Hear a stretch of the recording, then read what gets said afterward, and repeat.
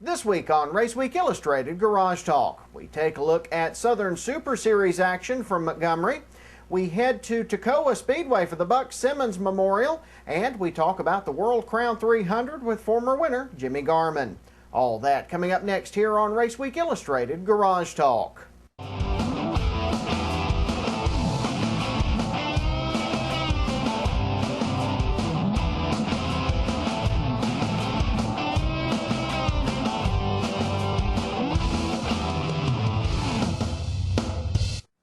Hi folks, welcome to Raceweek Illustrated Garage Talk. I'm Brandon Reed. Glad to have you along with us this week. We've got a lot of news to bring to you, so let's get straight to today's headlines.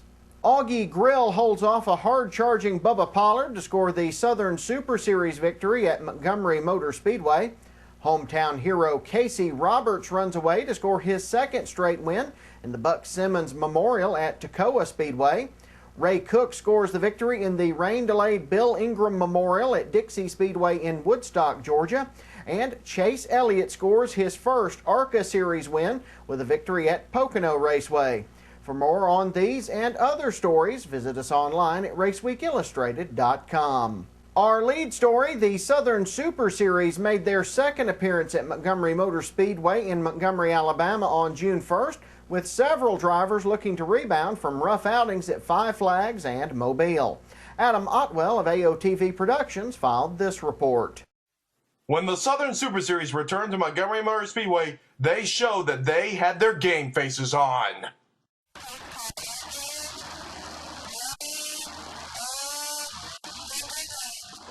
Off the start, it would be Augie Grill and TJ Reed leading off the field, and Augie Grill would lead the first lap of the day. Then Bubba Pollard was working his way through the field as he passed Daniel Hemrick for third, but then John Hunter Nemechek was working his way around TJ Reed.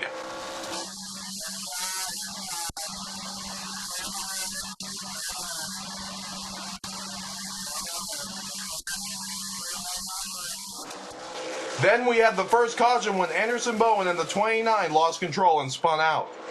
And on the restart, Stephen Nass in the 51 started to make some ground on Hunter Robbins. Nass and Robbins would battle for continuous laps, and then eventually Stephen Nass would get the pass, and he had his eyes set on making more passes. As time went on, Mike Garvey would find himself battling John Hunter Nemechek for second place, and boy was it a fight.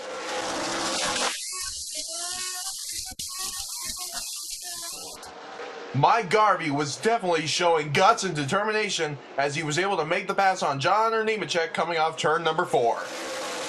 Then the next caution would be the competition caution at lap 75, which allowed the drivers to work 10 minutes on their cars to get ready for the next couple of laps. And on the restart, Anderson Bowen continued to have bad luck as he made contact with the 86 of Chet Morrison. Not a good night for Anderson Bowen. Tough luck for him. And on the restart, it would be Augie Grill and Bubba Pollard leading them off.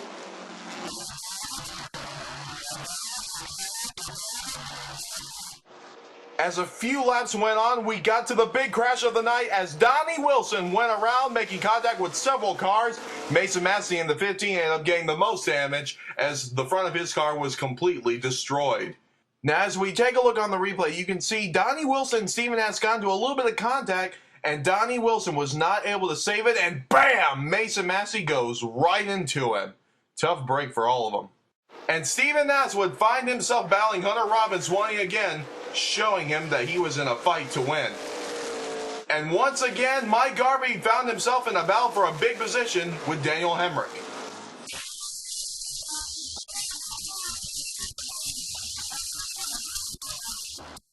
Mike Garvey definitely had a great spotter that evening as well. But the main battle would be for the lead between two best friends, Augie Grill in the 112 and Bubba Pollard in the 26. For continuous laps, Bubba Pollard would try everything he could to get around Augie. Sometimes he would take the high side on Augie, and sometimes he would take the low side. But Augie Grill was just too strong and he was able to hold him off. But this is where Bubba tried everything.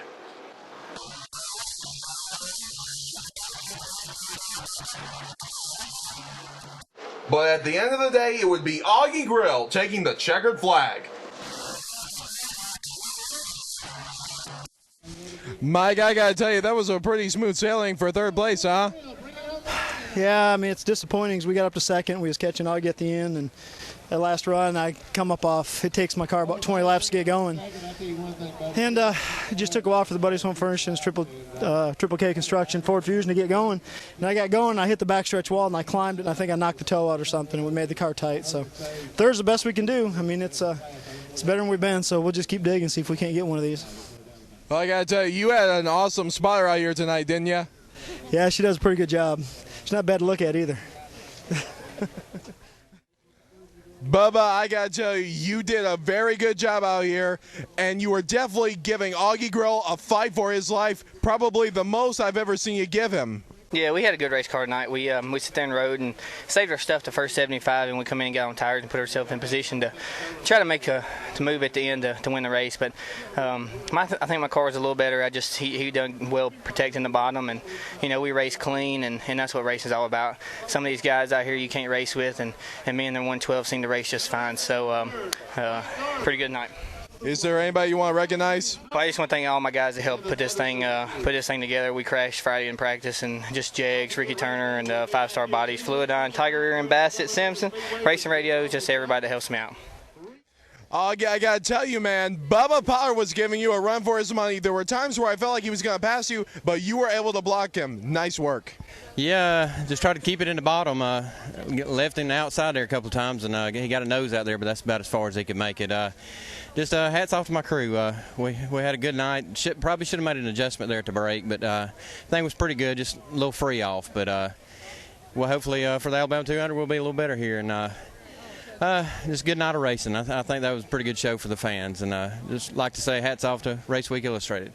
The street stock race also provided the fans with some wild racing action as well, as David Wood led off the pack. Cody McCauley would find his way battling David Wood once again for the lead. But Cody started having problems with his car as he got passed by Dwayne Westenberg in the 31 for second, and Joe Day Jr. was able to make the pass as well. And the main battle that ensued during the street stock race would be between David Wood and Dwayne Westenberg for the lead. Dwayne would try to go to the inside to take the lead. As you can see, coming out turn 4, he's kind of flat tracking a little bit, trying to get around David, but he just can't do it. And as we came around on the last lap, the final turn, Dwayne Westenberg is on the inside, David Wood is on the outside, and Joe Day Jr. trying to squeeze in there, but David Wood holds him off and takes the checkered flag. But that wasn't all. David Wood was the only driver that night that ended up doing a burnout after a victory, and it was a well-deserved. Congratulations, David. The Buzz class also provided some wild racing action as well, as Floyd Brown and Matthew Robbins led off the race with Tim Grace right behind them all. Then we had a 3-wide battle for the lead as Tim Grace took the lead on the outside. But that would not be the only 3-wide battle we would have, as Joshua Wood, Floyd Brown, and Matthew Robbins had a 3-wide battle for second, and Joshua Wood was making the high side work for him. Then he had his eyes set on Tim Grace for the lead. Joshua Wood had a brand new car with him, and he was definitely showing us that he was going to be a threat. But then out of nowhere came the 11 of Cruz Skinner. Cruz Skinner found his way to Tim Grace as he took the white flag in the lead. And I got to tell you, it was a wild finish. Tim Grace goes way high.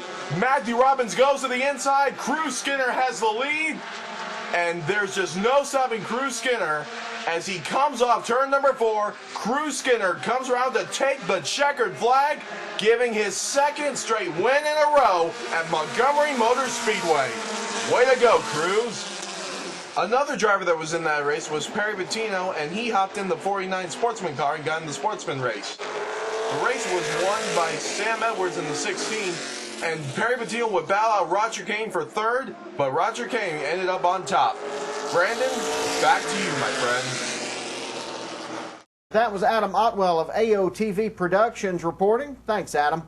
We've got to take a quick break. When we come back, we'll head to Toccoa Speedway in Toccoa, Georgia for the Buck Simmons Memorial. You're watching Raceweek Illustrated Garage Talk. We'll be right back. For 30 years, the best of the best racers in the country have traveled to Jefferson, Georgia to fight for the title King of the Short Tracks. The fight continues at Gresham Motorsports Park as Slack Auto Parts presents the 30th annual World Crown 300 on July 4th.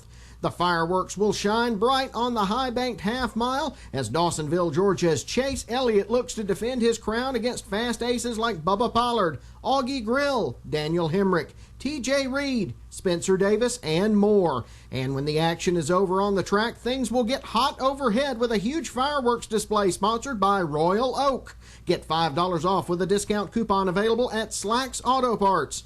Active and retired military and their families get in free with a military ID while supplies last, courtesy of Kipper Tools. Tickets are $30 for adults, $25 for seniors, kids 12 and under free. Go to racegmp.com for more information. Come see a king crowned at the Slack Auto Parts World Crown 300, July 4th at Gresham Motorsports Park in Jefferson, Georgia, the king of the short tracks. From the dirt roads of yesterday to the super speedways of today, you can see the history of auto racing at the Georgia Racing Hall of Fame in Dawsonville. See the beginnings of modern stock car racing, from the moonshiners to today's young guns. See the cars the legends drove. Take a walk through the Hall of Fame and visit the Elliott Family Room, where Dawsonville legend Bill Elliott's trophies are on display. All that's waiting for you at the Georgia Racing Hall of Fame, 7 days a week at 415 Highway 53 East in Dawsonville. Whether you're visiting the area or this is your home, for family fun, make your plans now. Head to Phonopolis Family Fun Center. Go-karts, bumper boats, bumper cars, water wars, mini golf, inflatables, spider zone and climbing wall, laser tag, mini bowling, a huge snack bar, and tons of great video games. The kids will have a blast, and so will you. Don't forget, with advanced reservations, Phonopolis has lots of group packages available, and they'll host your birthday parties too. Phonopolis Family Fun Center, Highway 441, Banks Crossing, Commerce. Are you temporarily short of cash and you need to keep the bills paid? Or maybe you just need a little extra until your tax refund comes in? I have the answer for you. Money Max Title Pawn. With a clear title to your car, you can be in and out of Money Max in a matter of minutes. And no credit check ever. Money Max Title Pawn, 2293 North Elm Street in Commerce. The Dawsonville Pool Room in Dawsonville, Georgia is known for two things: great food and racing. If you're hungry, it's the place to stop for a world-famous bully burger or some other good down-home cooking. Let Gordon GP and the crew take care of your breakfast, lunch, and dinner needs Sunday through Thursday 10 to 10 and 10 to 11 Friday and Saturday. Check out the huge displays in honor of Bill Elliott, Raymond Parks, and Georgia's other racing heroes. That's the Dawsonville Pool Room, East 1st Street in Dawsonville. We'll see you there.